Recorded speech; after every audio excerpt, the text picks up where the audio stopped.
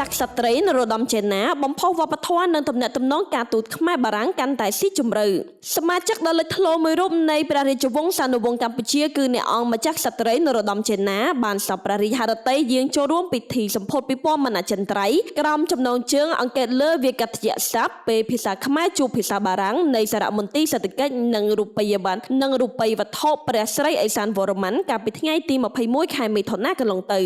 ពិព័រណ៍មហាចិន្ត្រៃយ៍នៅសារមន្ទីរសេដ្ឋកិច្ចនិងរូបិយវត្ថុព្រះស្រីឥសានវរ្ម័ននេះត្រូវបានរៀបចំឡើងក្នុងគោលបំណងធំៗចំនួន3រួមមានទី1ដើម្បីបង្ហាញពីការវិវត្តនៃវាក្យស័ព្ទសេដ្ឋកិច្ចនិងរូបិយវត្ថុឆ្លុះបញ្ចាំងពីប្រវត្តិសាស្ត្រនិងការរីកចម្រើននៃភាសាខ្មែរក្នុងការបង្កើ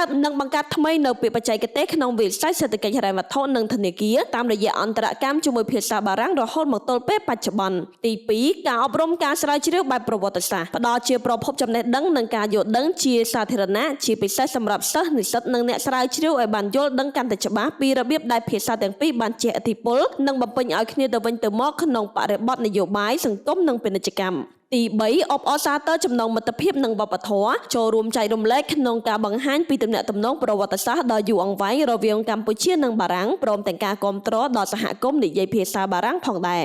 បន្ថែមពីលើការជំរុញទំនាក់ទំនងការទូតរវាងកម្ពុជាបារាំងឲ្យកាន់តែស៊ីជម្រៅហើយនោះពិធីសម្ពោធពិព័រណ៍មហាចិន្ត្រៃយ៍មានការតាំងបង្ហាញកម្រងរូបថតអំពីស្នាព្រះហស្ថដ៏ថ្លៃថ្លានិងជាប្រវត្តិសាស្ត្ររបស់ព្រះករុណាព្រះបាទសម្ដេចព្រះនរោត្តមសីហនុព្រះមហាវីរក្សត្រព្រះបវររាជបិតាឯករាជ្យបូរណភាពទឹកដីនិងឯកភាពជាតិខ្មែររួមទាំងស្នាដៃមរតកភាពយន្តនិងមរតកចម្រៀងជំនាន់ដើមរបស់តារាចម្រៀងនិងតារាភាពយន្តជើងចាស់ល្បីៗបង្ហាញពីភាពរស់រវើកនិងឫសគល់នៃវប្បធម៌ខ្មែរគួររំលឹកឲ្យដឹងផងដែរថាពិព័រណ៍មហាចិន្ត្រៃយ៍ក្រោមចំណងជើងអង្គិតលើវាក្យស័ព្ទពេលភាសាខ្មែរជួបភាសាបារាំងត្រូវបានធនាគារជាតិនៃកម្ពុជាដឹកនាំដោយលោកជំទាវបណ្ឌិតជាសេរីទេសាភិបាលធនាគារជាតិនៃកម្ពុជានិងលោកប្លេកកើលីយ៉ង់សហប្រធានសារមន្ទីរសសរដោយមានការអញ្ជើញចូលរួមពីសំណាក់ឯកឧត្តមអូលីវីរីឆាតឯកអគ្គរដ្ឋទូតសាធារណរដ្ឋបារាំងប្រចាំកម្ពុជានិងឯកឧត្តមគ្រីស្ទៀនដេរ៉ូឆេសឯកអគ្គរដ្ឋទូតកាណាដាប្រចាំកម្ពុជាឯកឧត្តមលោកជំទាវថ្នាក់ដឹកនាំធនាគារជាតិនៃកម្ពុជា